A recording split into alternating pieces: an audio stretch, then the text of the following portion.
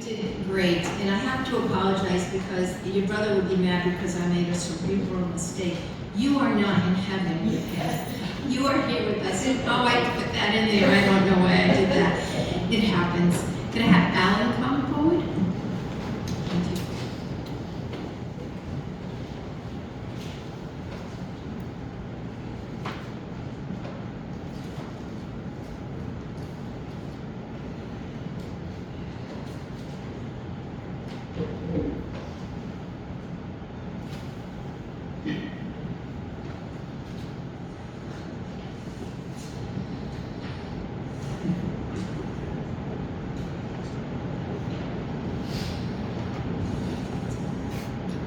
Before I begin, I want to express my admiration and deep respect for Dennis's devoted sister Debbie.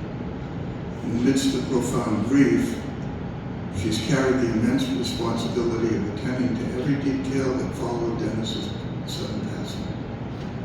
With extraordinary love, patience, and grace, she managed the countless arrangements and decisions that had to be made while ensuring that everything was handled with dignity and care. Many thanks, Debbie.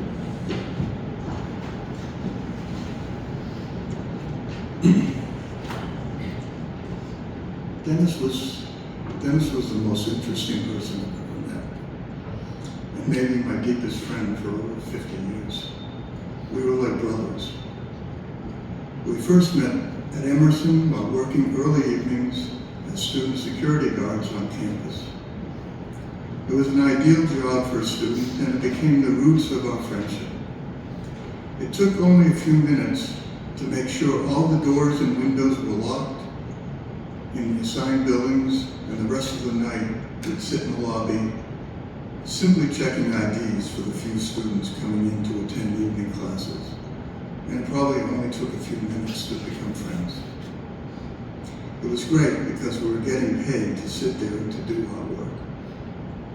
Sometimes we'd work together in the administration building, and we had tons of laughs, but I'll save those crazy stories for another day. We also got to know some of the professors going in and out of the buildings. That helped us select the best teachers who became influential in our lives. One of the professors, Mel Buckholz, had an extensive library in his office consisting mostly of rare esoteric books.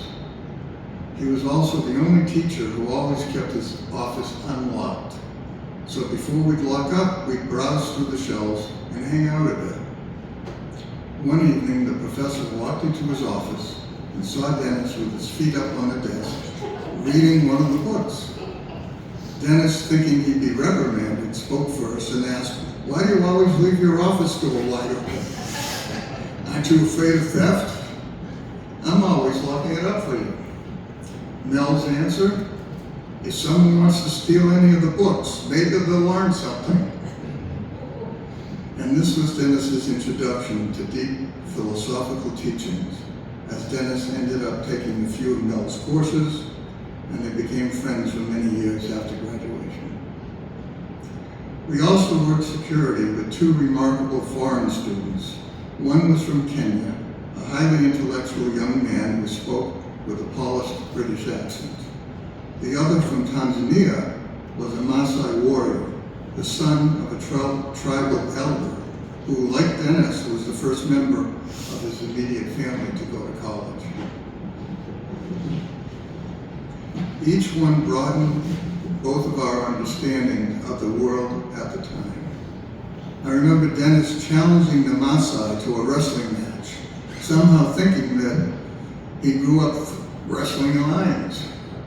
But the warriors' lion hunts were not hand-to-hand combat, so I remember he told Dennis he'd battle him only if each had a spear. Didn't happen. Over the years, I was always amazed by Dennis's recall of sports statistics and personal experiences of yesteryear. I have no idea what his IQ was, but he must have been a savant at a very high level. He became a prolific storyteller, and he could spin a yarn on the air, off the air, in person, and by the lengthy voicemail messages left in the middle of the night, which, by the way, the level of detail, humor, and wit was without peer. Dennis got along well with most everyone he met, and it didn't matter what race, creed, or religion you were. He'd only judge a person by what they stood for and how they behaved. He truly believed in the best of all humanity, but knew there are individuals who think differently. He always stood up for his beliefs and let people know in his own way if he felt that they were wrong. This probably affected his broadcasting career, since he saw through the politics of the industry, which he rejected wholeheartedly. He absolutely knew this approach would cost him opportunities to fully establish himself in one of the very major markets such as Boston and New York, but it didn't matter to him. That was not Dennis's ambition for his career track. He loved what he accomplished and where he ended up. Because Dennis loved living amongst nature and in places of natural beauty, if he had remained in Boston, he would not have had a chance to live in a cabin in the Sundance forest of the Shenandoah Valley, feeding flying squirrels out of the palm of his hand on his porch. And he would not have experienced the gorgeous Gulf Coast sunsets in Pensacola and from his balcony in Corpus Christi, nor watching the sky with an approaching hurricane if his career ambitions were different. He certainly had the talent to work in a major market. In fact, having taken broadcasting courses myself at Emerson, I recognized how much better he came across than most of the existing news and sports anchors on the top networks, on television, wherever I traveled, and was able to tune in. All that being said, Dennis was well respected in the media with those who truly matter. He built wonderful relationships with many professional athletes, and his interviews with them always got to the heart of who they were, not just as athletes, but as human beings. Bill "Spaceman" Lee, the former pitcher of the Red Sox, became a longtime friend of Dennis through their mutual interests. Bill was unable to attend today's service, but he left a message for me to convey the following words. Legends of greatness still exist with the untold stories of sports icons Dennis Quinn and Andy Purvis, who co-hosted their unique radio program for many years on ESPN Corpus Christi. Dennis was a good friend and a very special man. I know we'll meet again in the world to come. From Bill Lee. Dennis believed that if we utilized our brains to maximum potential, we would not need computers. I'm not sure he realized how exceptional he was in that regard, because he thought everyone could have his type of recall if they put their minds to it. Many times on the phone, he'd needle me because I always relied on my computer to look things up. Just don't get him started on AI. Dennis loved America. Its vast beauty was awe-inspiring to him, and he especially loved the remoteness of Big Bend National Park, which he called the last frontier. I remember him describing the sparkling night sky there as nothing he'd ever seen.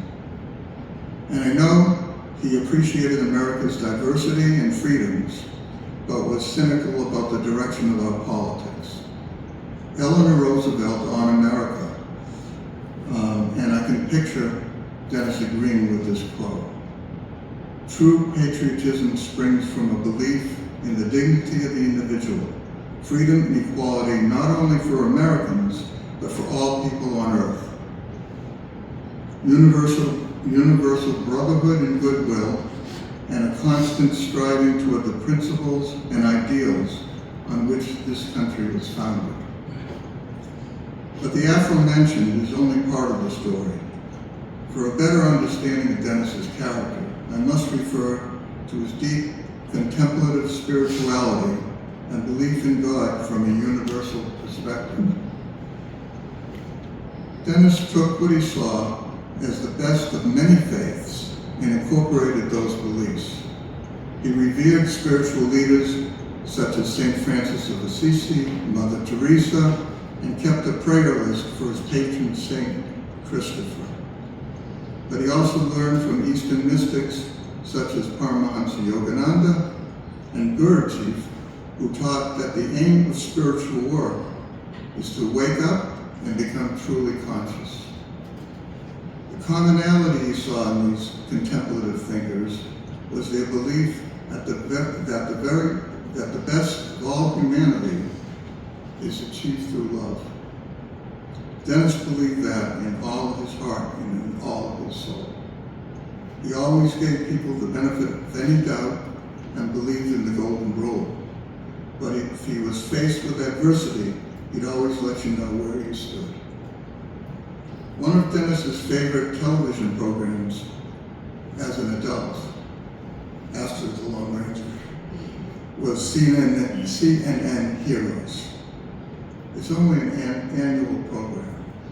And it was more than a program that he enjoyed. It was a window into the values by which he lived.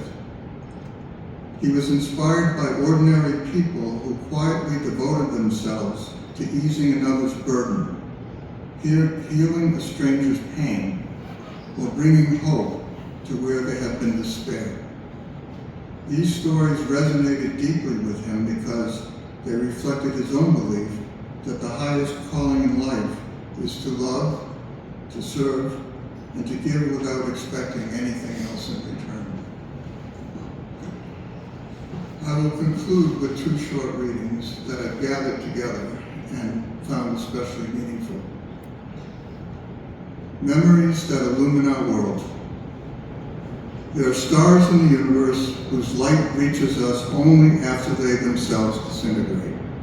And there are individuals whose memory lights the world long after they have passed from it. These lights shine in the darkness and they illuminate our path. Those whom we have loved and lost are no longer where they were, but their sparks of light remain with God. Since God is within us, they are wherever our love reaches them, and they can remain close to us. May Dennis's light continue to shine in those whose lives he touched. In gratitude. We are in gratitude for a life that sought truth with courage, that met mystery with wonder, and shared wisdom with generosity. The highest tribute to a remarkable person is not merely to remember him, but to awaken within ourselves the consciousness he sought to cultivate, to become more present, more awake, more fully human. Dennis's legacy is the invitation to continue the work of inner growth. May we honor his memory not only with words, but by living with greater compassion, deeper awareness, and a steadfast commitment to truth.